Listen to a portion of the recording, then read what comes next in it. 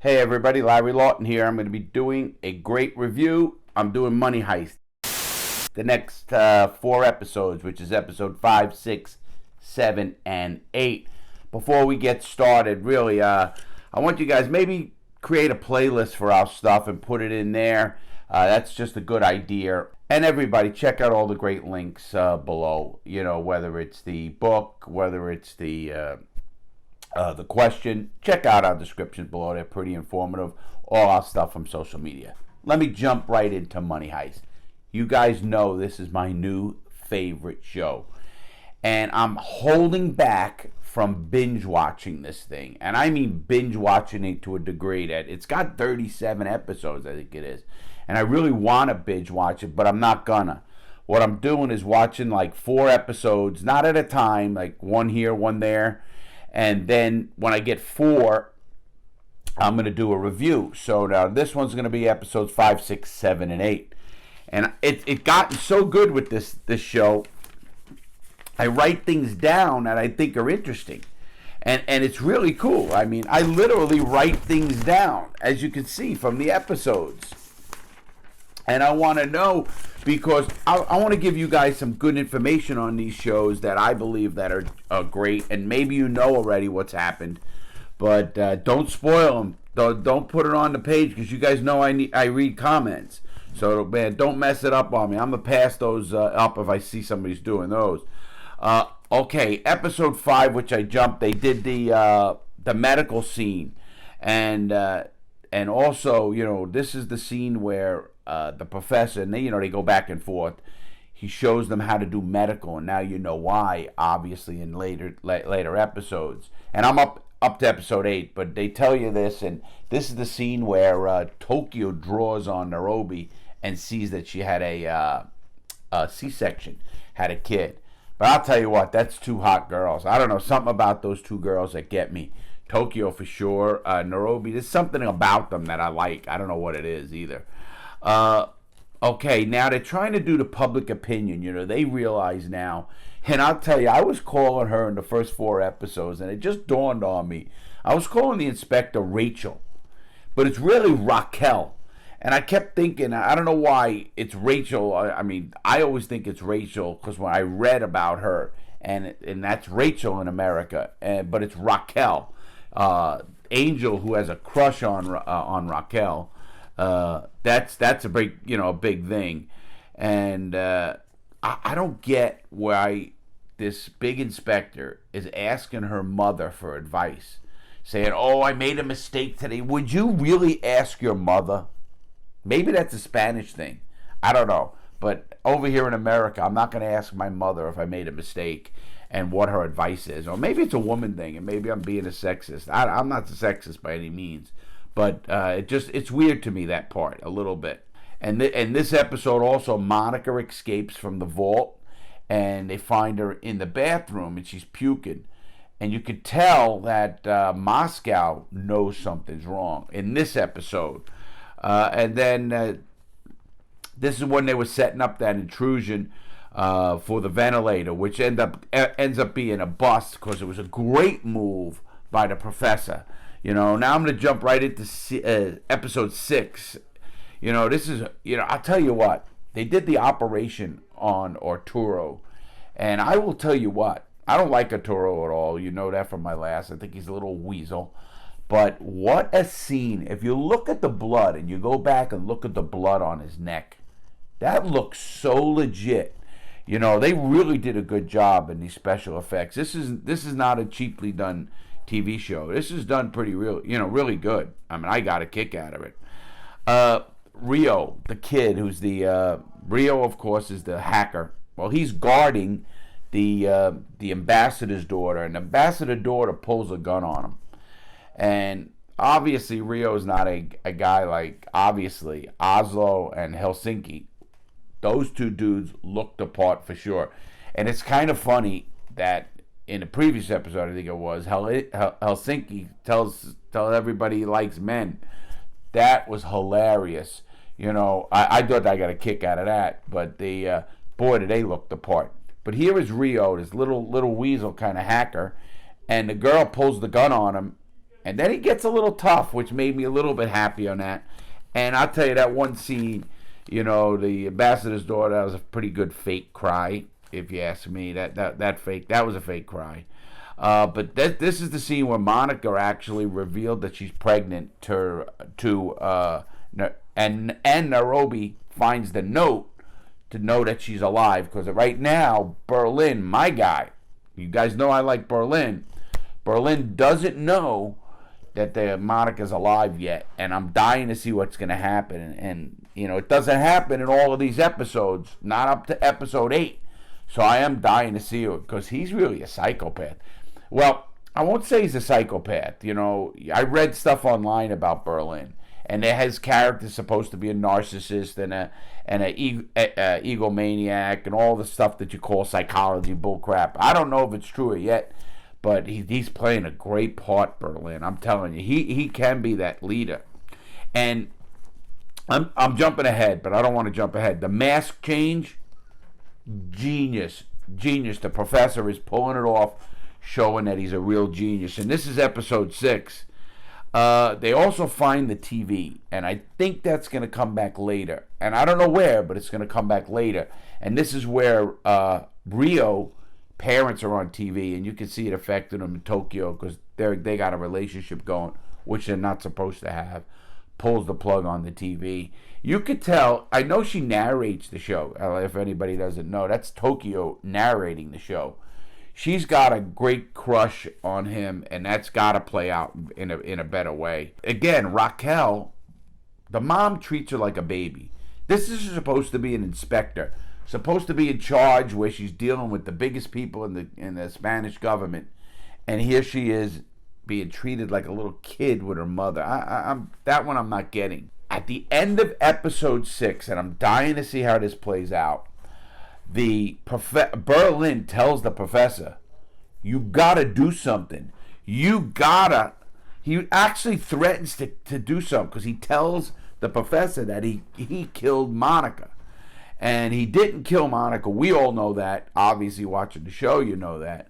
But he don't know it yet. But he tells the professor, the professor loses it. Tells him this is the plan. Nobody gets hurt, whatever it is. And he tells the professor straight out, "You got to do something to me. You got to do something to me to show the crew that you're a leader." And it's kind of a pretty intense scene, because that was the end of episode 6. So, and what's that relationship really going to go about? I don't know. It's kind of weird. So then I jumped into episode 7. And episode 7, it shows, the opening scene of episode 7 was another screw up. And boy, did this whole episode have to deal with this screw up. The screw up was Helsinki, who, for €1,000, didn't get rid of the car, but didn't even wipe it down. I think they're trying to go to show you that his characters is, all brawn and no brains. And I take offense to that, because I'm kind of a big guy, and I kind of believe I got some brains, and I don't want it, I don't want to think, oh, Larry's one of these big brutes that doesn't have brains. And that's what I got out of that. Like, I'm a dummy. I took 1,000. I get what he meant. That was actually a good thing. Hey, I needed that 1,000. I had to help my family. Reminded me of the coronavirus right now. People have to help their families, so things happen the way they do. But this is kind of in that scene there, and it's kind of a great scene when Helsinki says, and then the professor goes nuts. And here's what happens next. The professor's got to go to this junkyard. Oh my God, what a great scene. The junkyard manager, a Russian, catches him, and he's in a car. He tries to hide in the car, and he picks the car up with the big thing, and he's hanging him around. He ends up letting him down, and he says, "Get out of here," kind of leave. And he gets away, and that's what they show you right then and there. This is episode 7, and it's really a good thing, because as I'm reading my notes, it just, this is the scene where they talk about he's gay. He screwed up with not getting rid of the car, and he's a dumb gay idiot. I don't know what they're trying to say, which, I hope gay people don't take offense to that. I as a big brawn guy, I'm not taking offense to it. But the professor goes to the junkyard, takes the case, and it's amazing because you could tell, this is one of the scenes too, that the mother in Spanish, the Spanish mother of Raquel tells her to, go for it with the Spanish guy at the bar, which is actually the professor. So this has got to play out good because the professor's, I think, falling for this girl too. It's amazing how they're falling for each other, and the relationship's dynamics is building on this show great. I actually like that little thing they give people. I always look in a movie or a show, something that I take away from it in a legit way. And the scene where Tokyo's mom drew a door on a wall and said, listen, if you need me, I'm always going to be there, but you can only use this once. I want you to open that door and I'll be there. And it was a metaphor, of course. She's dead. And it's a metaphor. You can't open a door. That's a picture. But what a great scene to try to think, would I open that door to get that help at that time? That's what the metaphor is. So the metaphor is really cool, everybody. And think of that when you're watching a show. Think of a metaphor like that or something like that that would make you say, wow, would I use that help? Would I really call my mom or dad or a friend or a mentor, something like that, when I don't need it? How I took it was, would I do everything I can before I get that help? Would I have tried everything I could try? Would I have thought of every way out? How would have I handled it? And that's a great metaphor. I loved it. It's in my mind, and I won't forget that metaphor because I'm going to give that metaphor to people. Hey, listen, I'll be there for you if you need me. And it was a great metaphor. I loved it, and I had to write it. This is where the scene, well, obviously it was it this? No, not this scene. It was last episode when they planted the mic. They planted the mic for it might have been episode 5. What a priceless move. But a part of me is questioning it, and I'll tell you why. Do you think, first of all, they could have made the scene a little better because I kept thinking, really, can they put a hot piece of, melt that thing? They didn't sand it. They didn't do anything. Would you know it? You take your glasses off at night to go to bed. Would you look at them when you clean them? That's gotta come up later that they find that mic because they know now there's a mole, and that was in next episode. But we're gonna get into that in a minute. And so it's kind of. Don't get me wrong, what a great move, figuring out they would have somebody on the inside. I mean, were they lucky that the inside guy was the actual guy right next to Raquel? Think about that on a level, if you're the professor. What happens if that didn't work? Did he have another plan up his sleeve? Obviously, we won't know. It was written into the script really well. But it was a great thing. And they even showed how excited he was when that went in there. That was pretty good. So, it's amazing how all the screw-ups are coming back to haunt. So far, they're coming back to haunt the professor. And I'm talking about Tokyo with the keys. Helsinki with the car, not doing anything with the car. The killing already of Monica, or the supposed killing. I think he's going to find out, and then he's going to be happy. Because he doesn't know either. The professor or Berlin don't know. Right now, Nairobi knows because she got that note that was dropped on the floor from Denver. So Denver, when he needed the scalpel, that was pretty good to help Monica. So far, at the end of episode 7, I kept thinking, why did Berlin take this girl and tie her up in an office with a gag? First of all, they're in a building that nobody's gagged, nobody's stuff. I always never gagged anybody in any of my robberies because I was always worried about if someone threw up in that gag, they'll choke themselves to death. They will die. So obviously, if you don't want to kill someone, you're not going to gag them, especially either gag in or something. Because if you threw up, you'll die. You could drown in your own vomit, and so. It's kind of weird why he did that yet, and I still don't know. Even in episode 8, they show it, but it didn't make sense to me. And at the end of this scene, this is the end of this episode, the professor planted a button with, well, we find out next episode, of Berlin's fingerprint. So now we jump into episode 8. That was the end of that episode. And now we're into episode 8. Raquel wants to negotiate and says, you have to give me 8 hostages. You have to give me 8 hostages or somebody else is coming on. She took a gamble. Obviously, they'd say, go F yourself. You know, what do we care that you don't want to do it? Get another inspector in here. I could care less. But I guess he's smart enough to know, hey, listen, Angel, who's very close to Raquel, who wants Raquel, is right in the scene. So his glasses are his ears into this whole entire thing, which is priceless. But it's this episode that they also figure out, wait a minute, there must be a mole. Because they knew that the professor, or somebody, I don't know it's the professor yet, actually got the ammonia and everything and cleaned the car out before they came.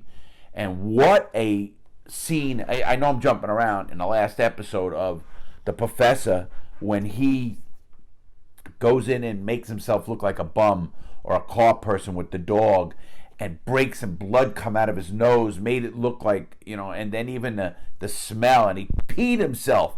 You want to talk about really going the world, and then gets away and runs away, and they know it now, but boy, are they dealing with a smart guy. Obviously, great scene. And then, you know, I liked a lot of the way they're doing the show, where they're going back to their meetings. They're going back, and it's in this episode, we, the viewer, gets an idea of how they're going to get out of there. You know, they know it's not the boat. That was a BS thing. Even the cops knew it's not a boat. But they know it's going to be underground, and they're going to hear the seismic stuff. But at the table, you get to see the real dynamics of how the professor is thinking this through, and about the 30 meters. And 5 years before that, he dug the hole that nobody knows about. So that's really cool. So they're thinking he's going out one way, and he's going out a totally opposite way. So this is going to be cool as hell to see how this plays out. So I love those back scenes. Police know there is a mole. And I'm waiting to them to find the glasses, because they're going to find the glasses. The mole can only happen for so long before they say something's happened. They either got a bug in here or something, because obviously they got everybody out of the room now. I'm waiting. It's going to happen. And then now only the 3 guys. But in my thoughts right now, could be right, could be wrong, I think Raquel is going to blame that inspector from the CIA. I guess it's the Spanish CIA or federal police. I don't know what they call them in Spain. But it's something. It's not the local police who are handling this. He's like the government guy, the spy guy. I think Raquel's going to blame him in some way for this release. Because if you remember, those 3 were at the scene. At this little quick meeting. But a part of me says yes and no, because near the end of the scene, Raquel asks Angel to go do something himself. And so now if that gets screwed up, we're going to see what happens next. This is the scene. Episode 8 is where Berlin is identified. And again, this is the stuff the professor's doing we don't know about. So this is really interesting at this point. What is going to happen? I mean, what I saw also in this is and it's just seeing it a little bit. I think that they call, what's that syndrome when a hostage starts falling in love with their hostage taker. I think it's Stockholm Syndrome. That's it, Stockholm Syndrome. So it's they start liking him. And you could kind of got a feeling that she's kind of looking at Denver in that way. One, he saved her again. He's a good-looking kid. And he had, I just get that feeling. I think he took his shirt off. She saw that. So, of course, that always has to come involved. They also give the bio of Berlin. And it kind of made me start thinking, they said he was a egocentric narcissist, no empathy, megalomaniac, can't determine right from wrong, wants to be liked. I like the character, but I don't know if I'm seeing all that yet, or, again, that's what they got in their files. But here's another scene that was pretty good. How they manipulated that cellie. And even, did you guys check this out? This is a great one in this scene. Did you see where he talked about hiding the medicine in his ass? Suitcasing, everybody. I talk about it right here on this channel. Suitcasing is in the Spanish money heist, suitcasing. So anyway, I thought that was pretty cool. But how they lied to him. Didn't really lie, but lied. You got to be a moron to do what he did. Get something, and then the second part of it. And you got to get castrated. Obviously, you don't want out of prison that bad. But he's a psycho. And after reading his charges, fuck him. Excuse me, I shouldn't be saying that. I was told not to curse as much. But anyway, they did the good cop, bad cop on the cellmate of Berlin. They did 7 months together. And it is true. Cellies talk and they get to know a lot about each other. So that is a good thing. We know Berlin is nuts, but you have to be a little nuts to run this kind of operation. You have to show it, and there's a fine line in that whole entire thing. So I think that was pretty good as well. I end up liking it. I'm up to episode 8, season 1. Hope you're following along with me. I'm loving this show, and I'm going to put out another one next week because I'm going to watch 4 episodes this week. I'm going to watch 4, and I'm loving it because now I like to take notes, and it's kind of cool and it's kind of fun. I consider it my job, so it's pretty cool. I hope you're all liking this. If you have another show that you want me to review, I've got a request to review Breaking Bad, maybe The Sopranos. I don't know. Give us a little shout out, shoot it in the comments, and we'll probably see a lot of them. If we see a lot of them, I'm going to do something. I might do a poll as well. Anyway, guys, thanks for watching. Please keep supporting us. Like our videos. Pass the word. Please subscribe if you're just new. Check all our merch out. Check everything we're doing out. We're trying to make this lockdown we're all in bearable. I'm doing another video here for my workout. Getting that. I'm telling you, I'm coming after my son. He knows it. He's doing good though. But anyway, ladies and gentlemen, really love your support. Keep sending the comments. As you know, I keep answering a lot.